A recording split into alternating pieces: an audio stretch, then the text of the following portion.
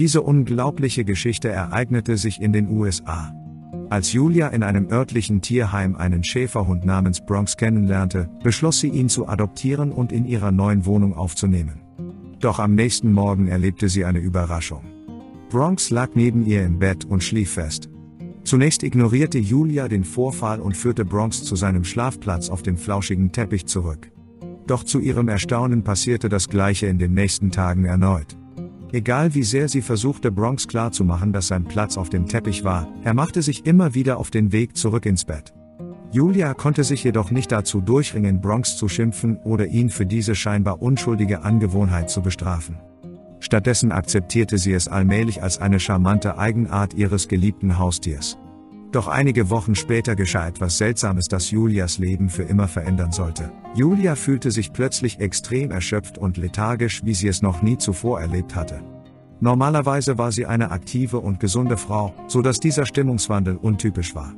Sogar das Aufstehen wurde zu einer anstrengenden Aufgabe, obwohl sie immer ein Morgenmensch gewesen war. Irgendetwas hatte sich verändert. Julia ignorierte es zunächst und dachte, dass es wahrscheinlich an ihrem eintönigen Arbeitsalltag lag. Als sich ihr Wohlbefinden jedoch immer weiter verschlechterte und sie immer schwächer wurde, beschloss sie, dass es an der Zeit war, zum Arzt zu gehen. Diese unterzog sie einer Reihe von Tests, konnte jedoch nichts Ungewöhnliches feststellen. Verwirrt und frustriert erzählte sie von Bronx, in der Hoffnung, dass dies einen Anhaltspunkt liefern könnte. Sie war sich zwar nicht sicher, was für einen, aber es war einen Versuch wert.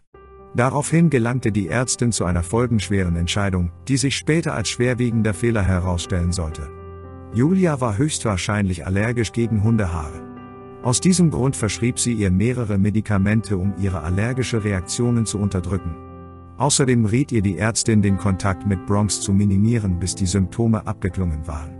Es war seltsam, und Julia verstand nicht ganz, wie sie jetzt auf Hundehaare allergisch reagieren konnte, wo sie doch die längste Zeit ihres Lebens in der Nähe von Hunden absolut gut vertragen hatte. Die Ärztin erklärte ihr geduldig, dass solch eine Allergie zu jeder Zeit im Leben auftreten kann. Da sie der Ärztin glaubte, entschied sie sich, ihrem Rat zu folgen. Außerdem erklärte die Ärztin, dass Julia den Hund abgeben müsste, wenn sich ihr Zustand nicht verbessere. Der Gedanke daran war für Julia entsetzlich. Denn der Hund bedeutete alles für sie. Nach dem Gespräch kehrte die Frau nach Hause zurück und hielt sich an die Medikamente. Sie versuchte sogar, Bronx davon zu überzeugen, nicht mehr in ihrem Bett zu schlafen. Aber das war leichter gesagt als getan. Er wollte unbedingt bei ihr liegen, aber Julia musste standhaft bleiben. Ein paar Tage lang spürte sie eine gewisse Erleichterung, und Bronx begann schließlich gehorsam im Flur vor dem Schlafzimmer zu schlafen. Julia gestand sich ein, dass der Arzt wahrscheinlich recht hatte und sie tatsächlich eine Allergie hatte. Und nun wusste sie damit umzugehen. Doch die Erleichterung war nur von kurzer Dauer.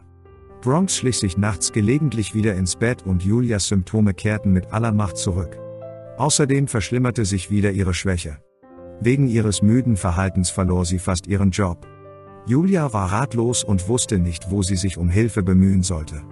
Aber dieses Mal zeigte sogar Bronx Anzeichen von Unbehagen. Er ging mit einem seltsamen Gang und rollte sich immer mit den Hinterbeinen zusammen, wenn er sich neben Julia hinlegte. Irgendetwas stimmte nicht. Und sie musste herausfinden, was es war. Aber sie war einfach zu erschöpft, um zum Tierarzt zu gehen und musste sich eine ganze Woche von der Arbeit freinehmen. Sie dachte, eine Ruhepause würde ihr helfen. Aber ohne zu wissen, riskierte sie damit ihr Leben. Zum Glück gab es Hoffnung in Form einer befreundeten Tierärztin, die sie besuchte. Sie war zutiefst besorgt über Julias kritischen Zustand.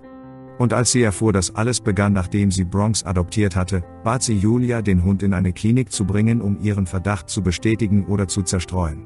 Da sie kaum eine andere Wahl hatte, stimmte Julia widerwillig zu und hoffte auf eine Antwort. Die Ärztin führte alle möglichen Tests an Bronx durch und ließ bei ihrer Suche nach Antworten nichts unversucht.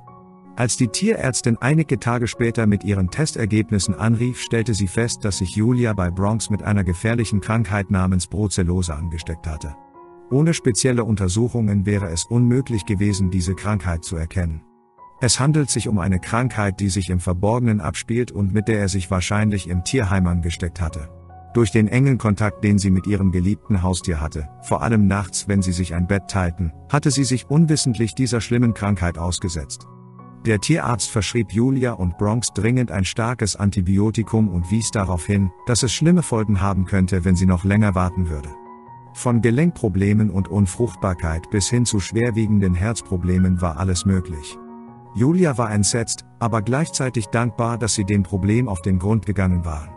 Sie befolgte die Anweisungen des Tierarztes genau und begann sofort mit der Einnahme der Medikamente. Sie sorgte auch dafür, dass Bronx seine Medizin bekam. Mit der Zeit brachten die starken Antibiotika eine deutliche Besserung, und sie fühlte sich weniger müde und erschöpft. Einige Wochen später bestätigten weitere Tests, dass die Krankheit vollständig verschwunden war.